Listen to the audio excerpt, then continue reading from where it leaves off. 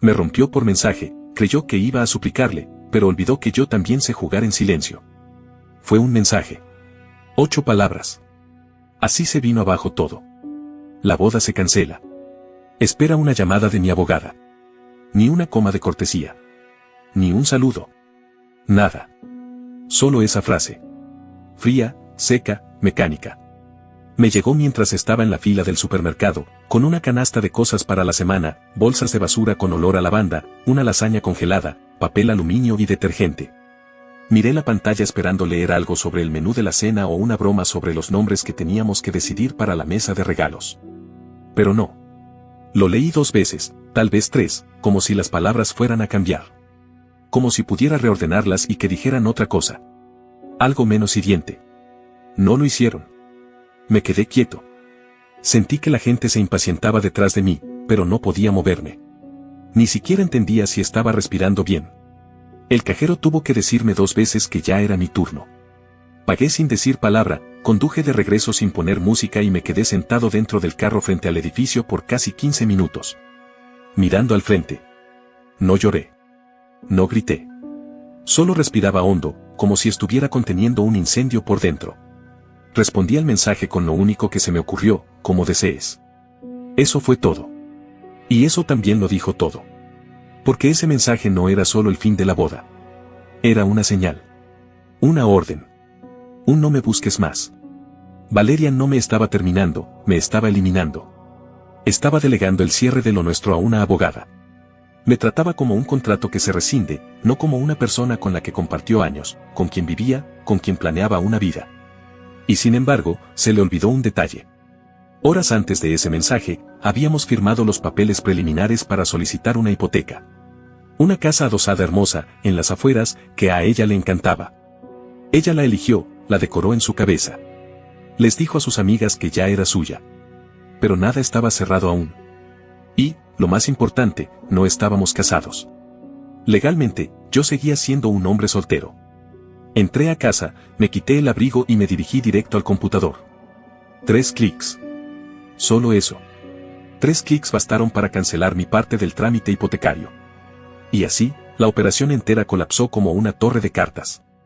¿Fue una venganza? Tal vez. ¿Fue un acto mezquino? Quizá. Pero después de 2 años de estar a su lado, después de haber rechazado una oferta laboral en Chicago solo para estar cerca de su familia, no se trataba solo de rencor. Era dignidad. Lo que no esperaba era la velocidad con la que todo iba a escalar. Menos de 48 horas después, mientras cenaba la lasaña recalentada que había comprado aquella tarde, sonó mi teléfono. Número desconocido. Lo dejé sonar. 1 minuto más tarde, entró un mensaje de voz. Señor Mateo, habla la doctora Ángela Ruiz, representante legal de la señorita Valeria Cárdenas. Solicitamos una llamada urgente respecto a su retiro del acuerdo hipotecario. Esta acción puede constituir un incumplimiento o interferencia contractual.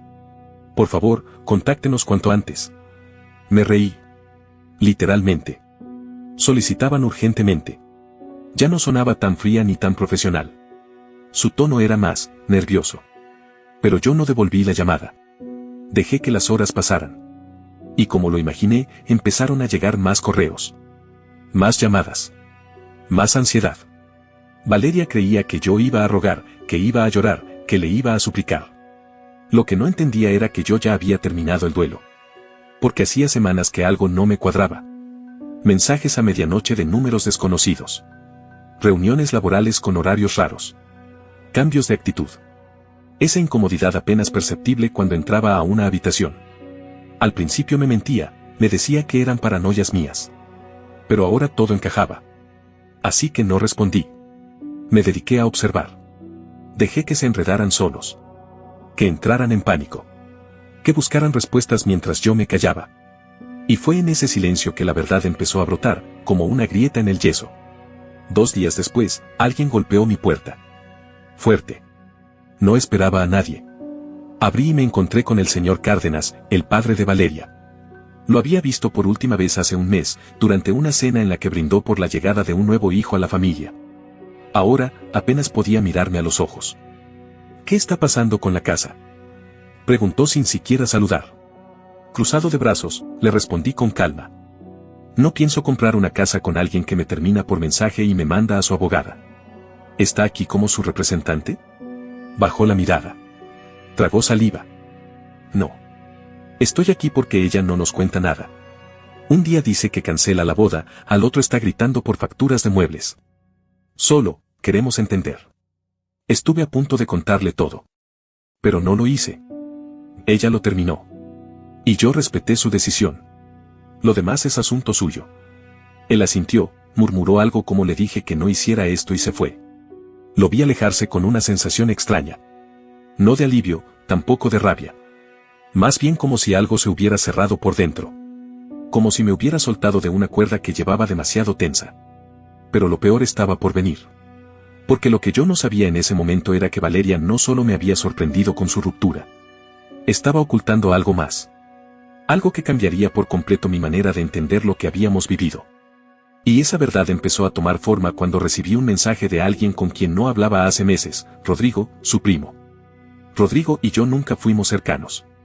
Era uno de esos familiares que aparece en los eventos importantes, brinda, se toma 2 cervezas contigo y después desaparece por otros 6 meses. Nos llevábamos bien, sí, pero no éramos confidentes. Por eso su mensaje me desconcertó. Lamento lo que pasó. No sabía lo complicado que era hasta ahora. Solo quería decirte que te salvaste de algo. Me quedé mirando el texto un rato. Tenía muchas emociones mezcladas, pero algo en la forma en que lo dijo me hizo fruncir el ceño. No era solo una expresión de apoyo. Era una advertencia disfrazada de consuelo. Le respondí. Gracias, ¿qué es lo que sabes? Su respuesta llegó casi de inmediato. No debería decir más. Solo pregúntale por Iván. Ese nombre no me sonó familiar al principio. Iván. Era un nombre común. Tal vez alguien del trabajo. Tal vez uno de los que conocí en esas catas de vino a las que Valeria me arrastraba los fines de semana. Pero algo no cuadraba. Rodrigo no era alguien que mandara mensajes a la ligera. Y ese no debería decir más me dejó claro que lo que estaba insinuando era serio. No respondí. No hacía falta. El silencio era mi aliado desde hacía días. Esa noche, por curiosidad o instinto, entré al perfil de Valeria en Instagram. Muchas de sus publicaciones ahora eran privadas. Un movimiento defensivo, sin duda. Pero su sección de fotos etiquetadas todavía estaba activa. Y fue ahí donde lo vi. Una foto de una fiesta reciente. Yo recordaba esa fecha. Ella me había dicho que no iba a salir, que se sentía mal del estómago y necesitaba descansar. Pero ahí estaba, en segundo plano, en la casa de una amiga suya. No aparecía en la imagen, pero sí alguien más. Un hombre con el brazo alrededor de una mujer, muy juntos. Muy cómodos. Ella de espaldas. Él con una sonrisa confiada. Y aunque no podía verlo con certeza, conocía ese vestido. Se lo había regalado para su cumpleaños. Ella decía que era su favorito. Sentí un nudo en el estómago. Empecé a atar cabos. La distancia repentina. Las excusas vagas. Las noches en las que decía estar demasiado cansada o demasiado ocupada. Las semanas en las que evitaba cualquier muestra de afecto físico. El rechazo pasivo disfrazado de quiero esperar a la boda. Todo tenía sentido ahora. No era una desintoxicación prematrimonial, como la había llamado. Era culpa. O cálculo. O ambas. Y ahí fue cuando algo en mí cambió. Dejé de sentirme herido. Empecé a sentirme lúcido. Frío, incluso. Ya no quería vengarme, no. Quería salirme de todo esto sin dejar una sola huella. Sin deberle un centavo. Sin dejarle nada con lo que pudiera arrastrarme de vuelta. Así que hice 2 cosas. Primero, llamé directamente al banco. Les pedí confirmar que mi salida de la hipoteca fuera definitiva. Les reenvié una captura del mensaje que había recibido de Valeria, con la fecha y la hora. El agente que me atendió, en voz baja, me dijo. Su abogada ya ha llamado 2 veces intentando revertir la solicitud. Pero no podemos hacer nada sin su firma. Perfecto. Segundo, llamé a Tomás. Él había sido mi compañero de cuarto en la universidad. Ahora era un abogado inmobiliario en Chicago. Me había ofrecido un trabajo hace un año, uno bueno, bien pagado, con posibilidades de crecimiento. Lo rechacé por Valeria. Ella quería quedarse cerca de sus padres. Yo, como un idiota, lo acepté sin discutir. Tomás contestó al segundo timbre. Vaya. Dijo riéndose. ¿Ya te decidiste a vivir de nuevo? Estoy en el mercado otra vez, le respondí. Perfecto. El lunes tenemos videollamada. No vuelvas a desaparecer, cabrón. Colgué. Y por primera vez en semanas, sentí que el aire me entraba completo en los pulmones. Pero Valeria no había terminado. Por supuesto que no. El domingo en la mañana me desperté con más de 30 notificaciones en el celular. Todas del banco. Correos, alertas de seguridad, intentos fallidos de acceso a nuestra cuenta de ahorros compartida. La misma que abrimos solo para los gastos de la boda.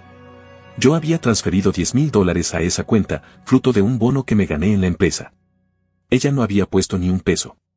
Decía que quería mantener sus finanzas flexibles, lo cual, en retrospectiva, debería haberme sonado a alarma. Pero yo, enamorado, no lo vi. Según el banco, la noche anterior alguien intentó mover todo ese dinero a una cuenta individual bajo el nombre de Valeria. Pero la operación fue bloqueada por un sistema antifraude. El intento fue lo suficientemente burdo como para activar alarmas automáticas. Minutos después, recibí un correo. Asunto, situación urgente, fondos retenidos. Era de Ángela, su abogada. El tono era distinto. Más educado, casi condescendiente. Mi cliente está preocupada por los fondos en la cuenta de ahorros compartida para la boda. Ella afirma haber contribuido económicamente y cree tener derecho a una parte proporcional. Mentira. Tenía los registros. Cada centavo que había en esa cuenta venía de mí. Transferencias bancarias a mi nombre, con sus respectivas notas, depósito para catering, adelanto de salón, pago inicial. No respondí. En vez de eso, llamé a Tomás otra vez. Le conté lo que pasaba. Él se rió amargamente. Si intentó mover la plata así de fácil, está desesperada. Y cuando alguien está desesperado, se vuelve peligrosa. Cuida tus pasos. Lo escuché. Desde ese momento, cada movimiento mío fue documentado. Y claro, no podía faltar, el primer mensaje de voz directo de Valeria. Me llegó esa noche. Su voz temblaba. Lloraba, o intentaba sonar como si llorara. Yo no quería que terminara así. Entré en pánico, Mateo, todo se me fue de las manos. Por favor, no creas que quise hacerte daño. Lo escuché 2 veces. Lo borré sin contestar. Porque ya no se trataba de una ruptura. Era un juego de control. Una estrategia. Valeria quería dirigir la narrativa. Y no iba a dejarla. El lunes firmé el contrato con la firma de Tomás. Trabajo remoto por ahora, con posibilidad de traslado si yo lo deseaba. Era oficial, estaba volviendo a tomar el control de mi vida. Pero el martes fue cuando recibí la llamada que terminó de romperlo todo. Era Mariela. Otra vez. Y su voz, esta vez, venía temblando. Mateo, necesitas saber algo. Valeria está diciendo que está embarazada. Me quedé en silencio. Ella siguió. Está diciendo que es tuyo. Pero desde que terminaron, Iván ha estado quedándose en su casa casi todas las noches. Y la gente está empezando a hablar. Sentí el mundo desmoronarse de nuevo. Porque yo sabía exactamente cuándo había sido la última vez que estuvimos juntos. Y había pasado más de 8 semanas. Y ella ya estaba planeando todo desde mucho antes. Me quedé mirando la pared durante minutos después de colgar con Mariela. No lloré. No grité. Pero algo dentro de mí se partió. Me sentí vacío. Estafado. No solo por Valeria, sino por mí mismo. Por no haberlo visto. Por haber creído tanto. Por haberle entregado no solo mi tiempo, sino mi confianza ciega. ¿Y ahora, embarazo? Hice los cálculos en voz baja. 8 semanas. Justo cuando ella decía estar limpiando su cuerpo antes de la boda. No quería tener relaciones. Decía que quería estar pura para nuestra noche de bodas, que era simbólico para ella. Incluso me pidió que respetara ese tiempo. Y yo, iluso, accedí. La última vez que habíamos sido íntimos, habían pasado al menos 9 semanas. Con suerte. Y ahora me salía con esto. Sabía lo que estaba intentando. No era amor. Era una trampa. Si lograba convencer a todos de que el hijo era mío, tendría un vínculo permanente conmigo. Y, en su lógica retorcida, eso significaba seguir teniendo poder sobre mi vida. Pero no me iba a quedar quieto. Llamé a Tomás y le conté todo. No se sorprendió. Me dijo que lo que necesitaba era asesoría legal inmediata en temas familiares. Me recomendó a una colega, Leticia Campos. Especialista en derecho familiar y financiero. Precisa. Fría. Justo lo que yo necesitaba. La llamé esa misma tarde. Nos reunimos por videollamada. Le conté cada detalle, el mensaje de ruptura, el intento de robar la cuenta, el supuesto embarazo, Iván, todo. Ella solo asentía y tomaba notas. Al final, me dijo: vamos a anticiparnos. No esperes a que ella mueva ficha. Movámosla nosotros. Esa noche redactamos y enviamos una carta formal a la abogada de Valeria. En ella dejábamos claro que negaba la paternidad hasta que una prueba de ADN verificara lo contrario. No aportaría económicamente ni emocionalmente hasta tener confirmación biológica. Cualquier intento de acceder a cuentas conjuntas o difamarlo sería considerado base para contrademanda por difamación. Se exigía declaración completa de activos por parte de Valeria en caso de futuras reclamaciones financieras. La carta fue enviada la mañana siguiente. No pasaron ni 2 horas antes de que mi celular empezara a sonar. Era Valeria. Esta vez no era una voz fingida en un mensaje de voz. Esta vez era ella, llamando una y otra vez, 6 veces en una sola tarde. No contesté ninguna. Pero Leticia sí recibió una llamada de Ángela, su abogada. Según me contó después, su tono era angustiado. Valeria se siente atacada. Cree que esto se está saliendo de control. Que deberíamos manejarlo en privado. Leticia no se inmutó. Le respondió con algo que me hizo sonreír por primera vez en días. Ella lo hizo público el día que introdujo una asesoría legal y empezó a amenazar con consecuencias económicas. Mi cliente simplemente está respondiendo. Así de simple.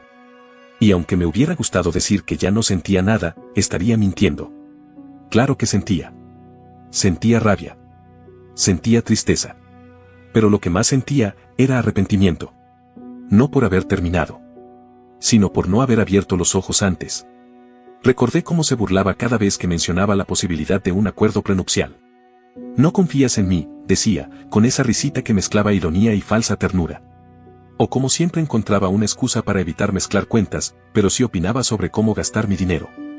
Recordé cómo, cuando hablábamos de decisiones importantes, ella siempre tenía la última palabra. Como mis amigos empezaron a alejarse porque nuestras salidas eran innecesarias y mis horarios debían alinearse con los suyos. Como yo empecé a convertirme en una versión de mí que ya no reconocía. Y aún así, una parte de mí quería creer que, tal vez, Iván fue un error. Un desliz.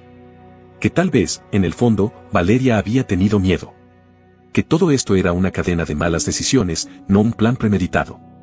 Pero entonces, 2 noches después, recibí el último golpe. Fue un mensaje en Facebook, de un perfil sin foto, con un nombre corto: Iván. Deberíamos hablar. No quiero ser parte del juego que ella está jugando. Sentí que me bajaba la presión. Respondí: habla. Ella me dijo que ustedes ya no estaban juntos, escribió. Que la boda se había cancelado hacía meses y que tú solo la estabas ayudando con la hipoteca. Por culpa. Tuve que cerrar los ojos un momento. Yo me había enterado de la cancelación de la boda por un mensaje de texto. Ese mismo día. No antes. No semanas antes. Ese día. ¿Y tú le creíste? Le escribí. Tardó un rato en responder. Al principio sí. Pero luego me dijo que tú la maltratabas. Que le tenías miedo. Que habías roto cosas durante discusiones. Que eras inestable. Mi cuerpo se congeló. Tuve que leer 2 veces para asimilarlo. Valeria, diciendo que yo era violento. Lo peor era que Iván lo decía con tono de me preocupa. Como si él también hubiera sido engañado. Nunca le puse una mano encima. Jamás. Ni siquiera levanté la voz.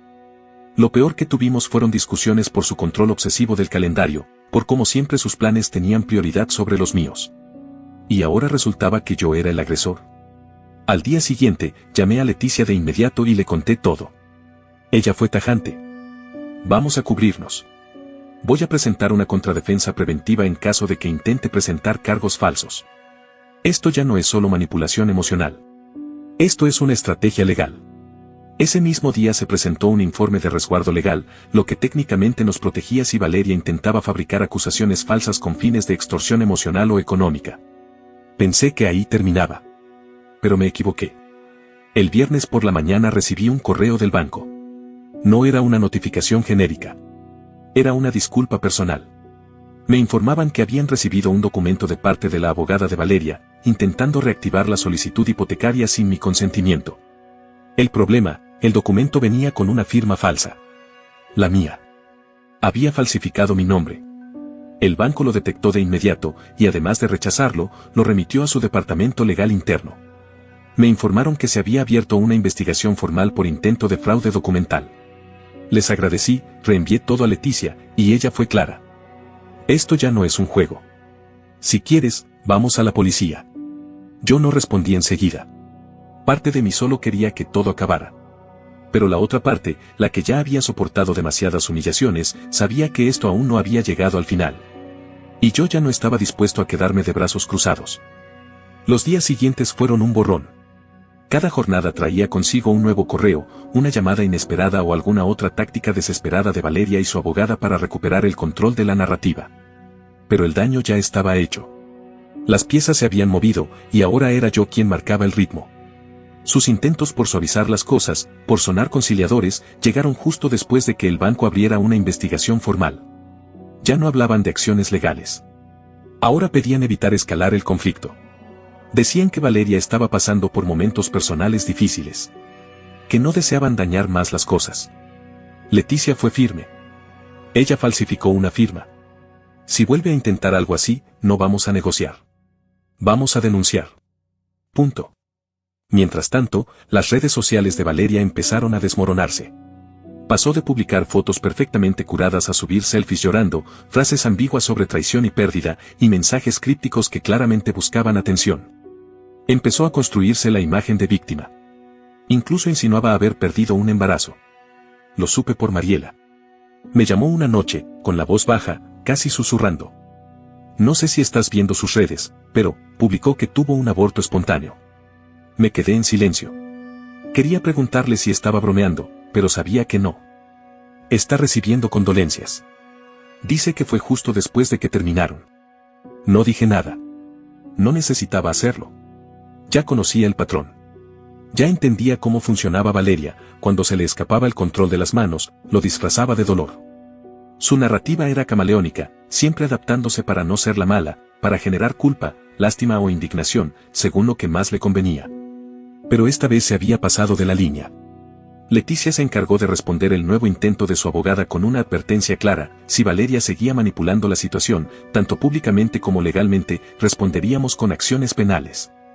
Ya no solo era una ruptura tóxica. Estaba en juego mi nombre. Mi futuro. Mi dignidad. Y entonces, justo cuando pensaba que ya lo había visto todo, sonó mi teléfono. Era el padre de Valeria. Su voz sonaba distinta. Rota. Necesito pedirte disculpas, Mateo. Me equivoqué contigo. No entendía nada. Ella nos mintió. A todos, continuó. No solo sobre la boda, también sobre el embarazo, sobre todo. Rodrigo nos contó la verdad. Y lo confirmé. Iván estuvo quedándose en su departamento desde antes que ustedes terminaran. Ella ya estaba con él. Sentí algo parecido a una náusea. Me explicó cómo Valeria había fabricado todo, el embarazo, el supuesto aborto, incluso la narrativa de que yo la había dejado sola. Hasta había pedido dinero prestado a sus propios padres para mantener las apariencias frente a su entorno. No sé en qué momento se convirtió en esto, dijo con voz ahogada. Pero quiero que sepas que, aunque no cambia nada, lo siento. No supe qué decirle. Había pasado años intentando ganarme su respeto, creyendo que era parte de algo real. Pero todo fue una fachada. Una obra donde yo era solo un personaje útil hasta que dejaba de servir. Colgué. No por rabia, sino porque ya no había nada más que escuchar. Esa noche, empecé a borrar cosas. Mensajes. Fotos. Conversaciones. Saqué del armario la caja donde guardaba objetos que me recordaban a ella, una carta que me escribió en nuestro primer aniversario, una corbata que me regaló, unas entradas a un concierto al que nunca fuimos. Las metí en una bolsa. Al día siguiente las dejé en la casa de sus padres, sin decir palabra. No porque quisiera devolverle nada, sino porque no quería quedarme con ni un solo hilo de esa historia atado a mí. Valeria intentó contactarme algunas veces más después de eso. Llamadas. Correos. Un par de mensajes con tono nostálgico. Pero ya no importaba. Yo no era el mismo. La última vez que vi su nombre en mi pantalla ni siquiera sentí enojo. Sentí lástima. Porque ya no tenía poder sobre mí. Un año ha pasado desde esa pesadilla. No he vuelto a saber de ella. Me han dicho que su vida se volvió un caos, amistades rotas, rumores, pérdida de credibilidad. No lo sé con certeza, ni me interesa. Yo, en cambio, volví a empezar. Me mudé. Compré un apartamento nuevo, esta vez solo a mi nombre. Trabajo con Tomás en proyectos que realmente me apasionan. Y más que todo, estoy en paz. Me tomó meses reconstruirme. Días de silencio, de rabia contenida, de mirar atrás y entender en qué momento empecé a perderme por complacer a alguien más. No puedo decir que salí ileso. Pero salí libre. Y si algo aprendí de todo esto, es que el amor no es entrega ciega. No es sacrificio unilateral. No es dejar que te usen como escalón mientras alguien más planea su próxima jugada. El amor no se mendiga, ni se negocia desde el miedo. Yo fui un tonto. Lo reconozco. Pero no lo seré de nuevo. No olvides dejar tu opinión en los comentarios, dejar tu like y compartir este video.